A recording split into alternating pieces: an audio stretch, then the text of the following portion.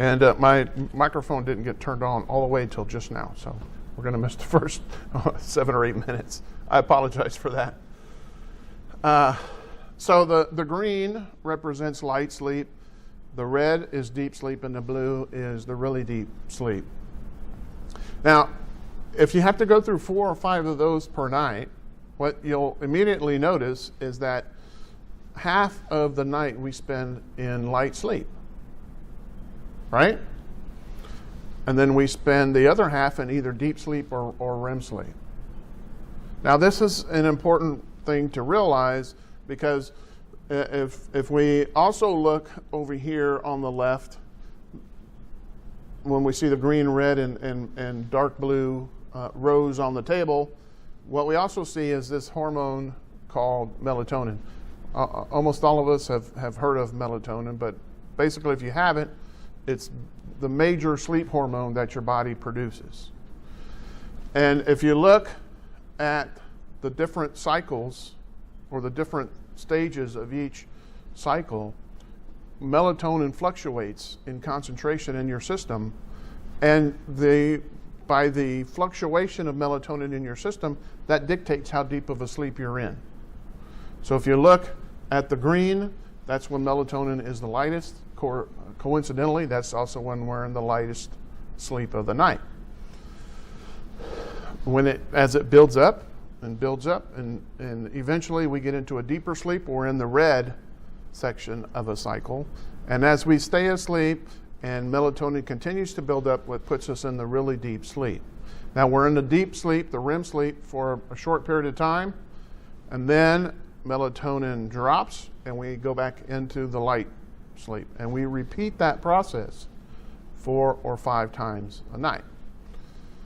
And so a couple of things to mention there. Right off the bat, you don't fall asleep and stay into a deep sleep all night long. Number 2, half of each night of sleep is represented by light sleep.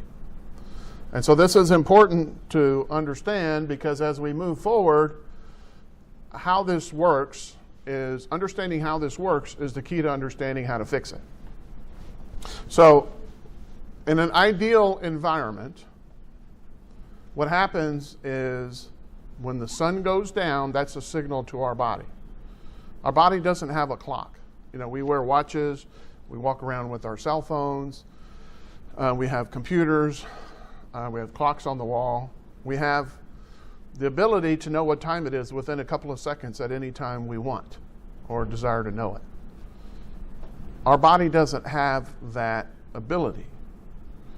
When it comes to sleep and being asleep and going to sleep, or waking up and staying awake, our body uses this system called circadian rhythms. And circadian rhythms are based upon exposure to light and darkness. So what happens under an ideal, or I guess ideal is a good word, ideal situation is when the sun goes down, as it starts to get darker and darker, our melatonin increases, and as it gets darker and darker outside, our melatonin gets to a level where we fall asleep. And then, once we fall asleep, then we start those cycles. And we go through all those cycles, and then we wake up in the morning. That's an ideal situation, but we don't do that.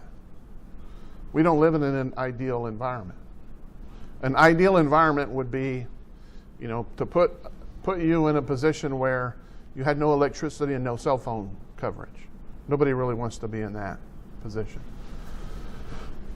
But what are we doing? We're stuck in the house. We're probably watching TV, and we're probably eating snacks. And we've got lights on, either the big TV light or the overhead light or whatever. And the cumulative effect of all of these things makes our body still think the sun is up. And so it suppresses melatonin production. And so what happens then is this. If you look on the left, this is what our first couple of sleep cycles look like. And we're getting too much light sleep and not enough deep or REM sleep when we live like this, and we spend the whole night trying to catch up. And so we're still not caught up when the alarm clock goes off. And so we're still groggy and sleepy and would rather be sleeping still. So the key is starting off the night correctly, or in an ideal situation, so that we can start that first cycle correctly and then transition throughout however many cycles, 4 or 5 cycles our body needs. And so if you look up there at the top, that's what we're doing, and at the bottom is what it should be doing. We should be waking up ideally when the alarm clock goes off or just before and feeling refreshed. But what we're doing is we're waking up when we're still sleeping and should still be sleeping. And then that's why we need coffee or whatever to wake up, or why we sometimes still feel like we're still sleepy or groggy for 2 or 3 hours after waking up. And so this is, we'd rather be taking a nap than doing anything else. I'm going to shift gears a little bit and talk about how important sleep is, and then we'll get into how do we fix this here in just a second. But what you see on the right there is diabetes, hypertension, which is high blood pressure, high cholesterol, cancer, depression, and more. These are all the conditions that are known to be associated with sleep. So in other words, people that have these conditions are also chronically sleep deprived. And it's vice versa. If you're chronically sleep deprived, you're going to have one of these conditions before too long. And just to kind of give you an idea how important sleep is, here's another list of conditions. And the reality is I don't think there's a chronic condition that is known to man that sleep isn't associated with. So getting adequate sleep on a nightly basis is very important, in case you didn't already know that. So we'll hit a few statistics here real quick, and then we'll talk about how we fix this. At any point in time, almost half the U.S. adult population, and this comes from the CDC and NIH, and the CDC and NIH define an adult as anyone over the age of 18. So any adult over the age of 18 in the U.S., half are sleep deprived at any one particular time. So how many people work in this building? 200 or 300, 500 maybe? A lot. Half of them are tired. 40% fall asleep when they intended to stay awake. Could be at the desk, could be at home, could be anywhere. Their intent was to stay awake, but they accidentally fell asleep, didn't want to.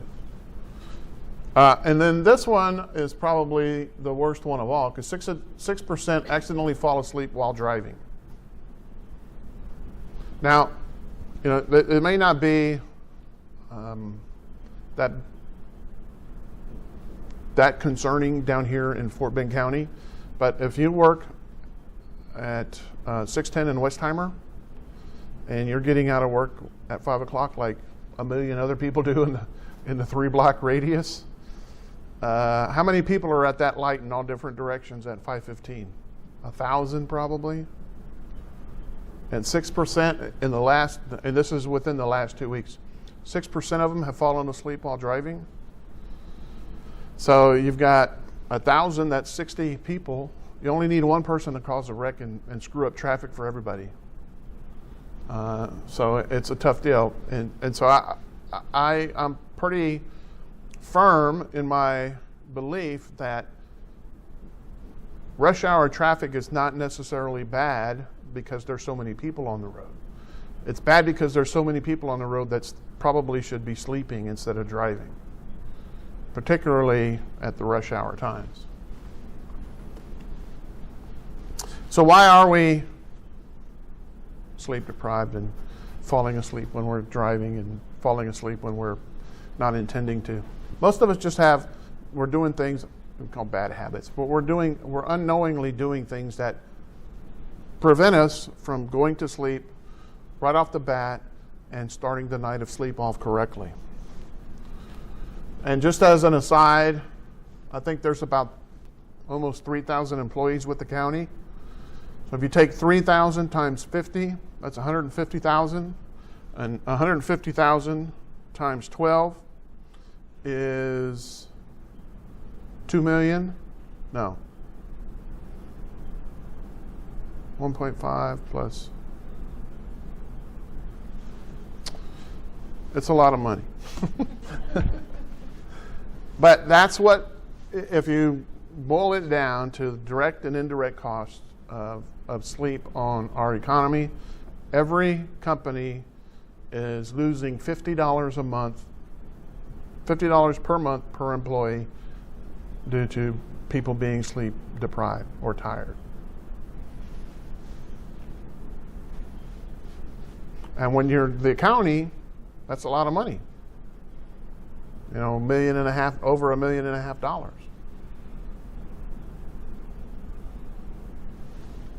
So this is why they want you guys to sleep better. So how do you fix it? Well, you could go to bed earlier, but I'll tell you, our program that we offer here is called the Academy. And in the last 6 years, we've had about almost 7,500 people go through the Academy. And almost none of them need to go to bed earlier to get more or better sleep. Just fixing the things that we've talked about helps. Sleep pattern and bedtime routine. We all hear that we need to develop a good sleep bedtime routine. Well, if your bedtime routine involves dozing off in front of the couch or on the couch in front of the TV under the lights with a bag of Fritos, that's not a good routine. You need to have a different routine. And the other thing you can do is implement the recommendations. That's what we've got coming up. So our recommendations are on these 4 things plus 2 bonuses. So we're going to talk about the lights, temperature in the room in which you sleep, sound, relaxing, and then we'll talk about exercise and at work. So in case you haven't picked up on it yet, what we have to do with lights is to reduce our exposure to them in the last hour to hour and a half before bed. And the reason we want to do that is because, as I said earlier, our circadian rhythms secrete melatonin into our body based upon exposure to light. So if we're staring at a phone or an iPad or a laptop or a TV, or if we're under some big fluorescent lights and it's 9 o'clock at night, when it's dark outside, our body is confused and thinks the sun's out because of these things. And so it suppresses melatonin production. So what do you want to do? Well, in the last hour, hour and a half, 2 hours would be optimal, but turn the big bright lights off in your house and turn on the softer lights, like the ones above your fireplace and above your sink. Make it a little darker in the house, so you don't have to go to bed, and you don't have to keep it pitch dark either, but turn off some of the bigger, brighter lights. If you're in one part of the house and you don't have softer lights, turn on a light that's in another part of the house that will, kind of filter in and let you see. And do that so that there'll be more melatonin in your system and it will build up. If you go to bed at 10 o'clock and you start doing this at 8:30 or 8:45, your melatonin will build up more so that when you finally do go lay down at 10 o'clock, you're much more likely to fall asleep very quickly and start those cycles off correctly.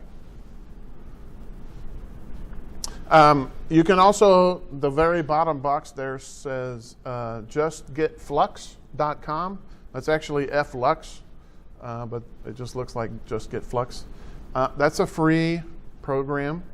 It sits in the system of your computer, and I think it's available for Mac and PC and whatever other systems are available. It's free. You download it, and the first time you download it and double-click it to install it, it'll ask you for your zip code. And based upon your zip code, it connects to satellites to know when the sun goes down and the sun comes up in your zip code. And so if you're on it at night and the sun is down, it will block the brightest lights from your monitor so you won't be exposing your face and eyes to these bright lights.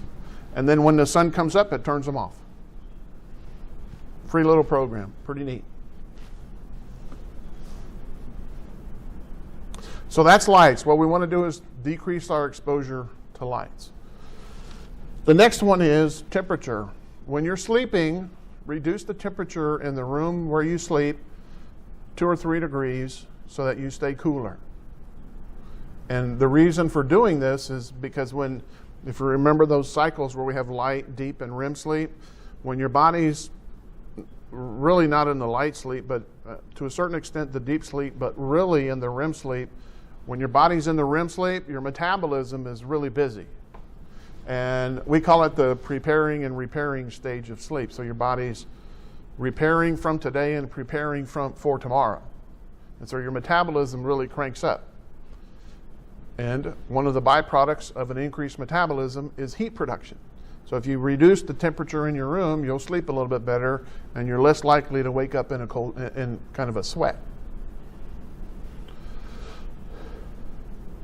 Just as an aside, does anyone know, there was a survey done of about 3,500 or so people 3 or 4 years ago that looked at what the average temperature for sleeping in was amongst people. Anybody want to guess what the average, the ideal sleeping temperature is for the average person? 74? 72. 72? Lower. 68. Lower. Oh. 54 degrees. 54. That's cold, but that's kind of like the ideal sleep environment temperature.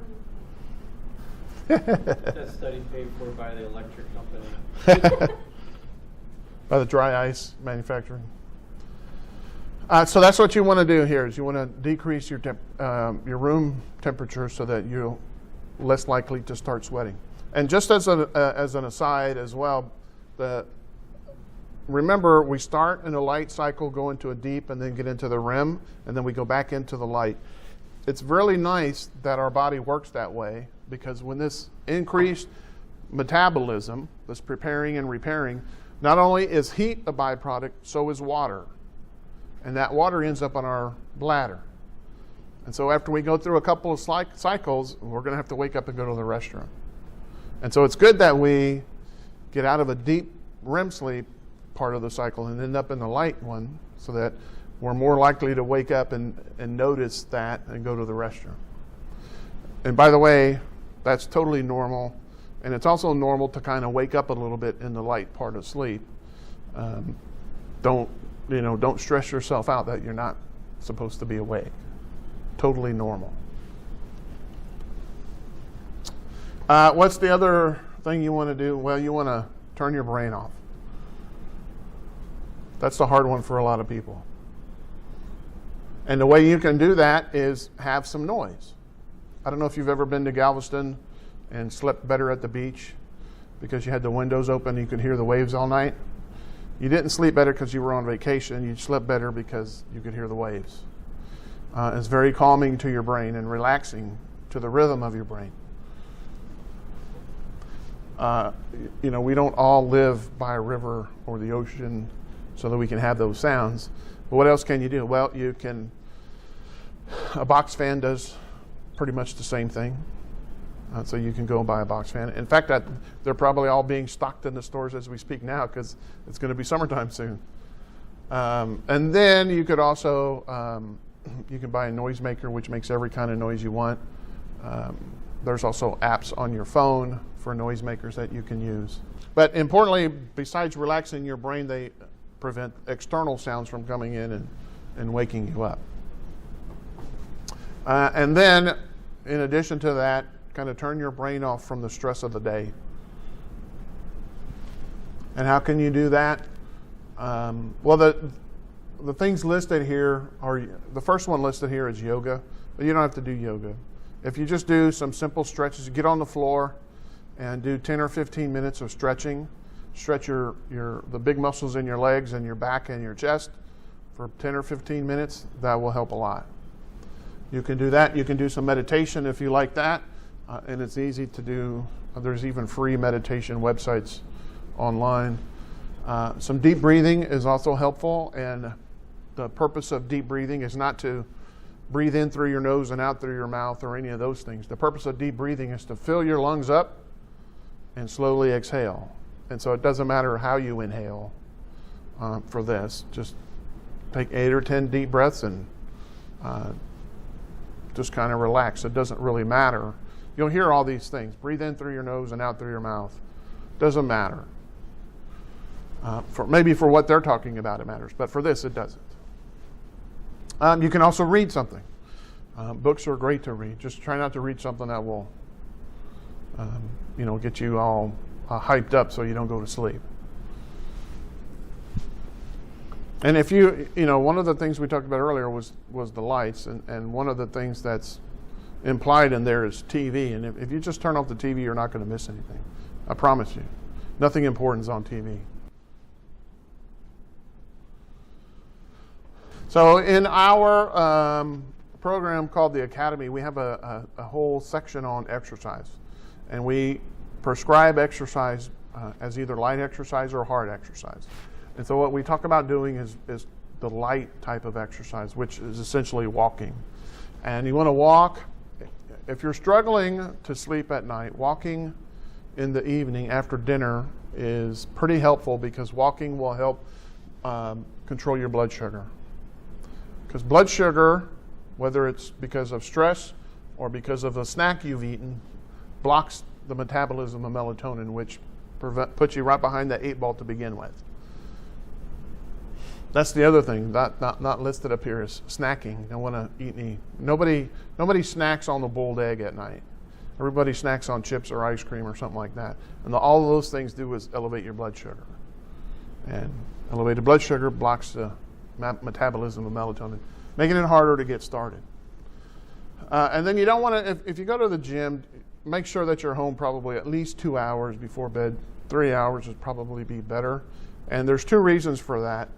One, if you're going to do a hard workout, your metabolism is going to do a natural rebound. And what that means is you're about an hour, 45 minutes to an hour after your workout's done, your blood sugar is going to spike. And that's a normal metabolic occurrence. It's not a good one if you're diabetic, but if you're trying to sleep, it's also not good, because the blood sugar is a problem. And the other reason you don't want to go to the gym is, I don't know a gym that is constructed that's not loud, full of mirrors, and full of bright lights. So all of the noise from the music and just the people exercising, the lights bouncing off the mirrors, the sound bouncing off the mirrors, that's going to be a tough one to get home and get relaxed and get into bed and fall asleep. Now at work, what you want to do, particularly if you have a sedentary job, is every hour stand up for about 15 minutes of that hour and keep working.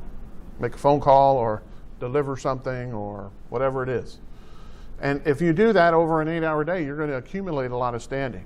And so standing is like, it's work and it's exercise for your body. It's not as good as walking, but it's much harder to stand than it is to sit, at least from a metabolic perspective. So that cumulative effect of standing throughout the day will be very beneficial, and it'll help you fall asleep better at night. And if you can swing it and talk to HR or whomever makes the purchasing decisions around here, if you can get a standing desk, that's even better. If you work in this building, you can come steal this for your desk. This will be perfect. Been waiting a year. Been waiting a year? Now, if you do those things, you're going to be nice and happy. And everyone else is going to be falling asleep. You're going to be part of the non-statistics that we talked about earlier. And I went 4 minutes over, so sorry. But you guys have questions? I hope that wasn't too fast.